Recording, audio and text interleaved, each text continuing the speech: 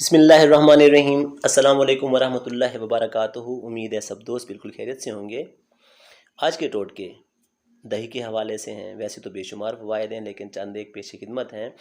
Night cream के तौर पर आप दही को इस्तेमाल कर सकते हैं। इस मकसद के लिए आपने एक चम्मच दही में चंद कतरे लीमू का रस मिलाकर रात को हल्के से मसाज के साथ चेहरे पर लगा के छोड़ देना है और सुबह आपने किसी अच्छे साबुन से चेहरा धो लेना है। इंशाअल्लाह जो बाज़ारी नाइट क्रीम्स हैं उनसे भी ज़्यादा अच्छा रिज़ल्ट मिलेगा। इसके अलावा झुर्रियों का ख़ात्मा 2 चम्मच दही में आधा चम्मच किनू का रस शामिल करके चेहरे पर आपने इसको 10 मिनट लगाना है और फिर 10 मिनट के बाद आपने चेहरा नीम गर्म पानी से धो लेना है।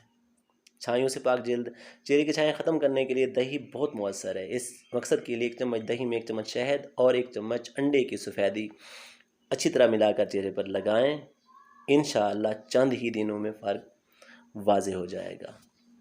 बहुत ही आसान से टोटके हैं। मेरे चैनल काइंडली सब्सक्राइब कर लें। फिर मुलाकात होगी। अल्लाह हाफिज़।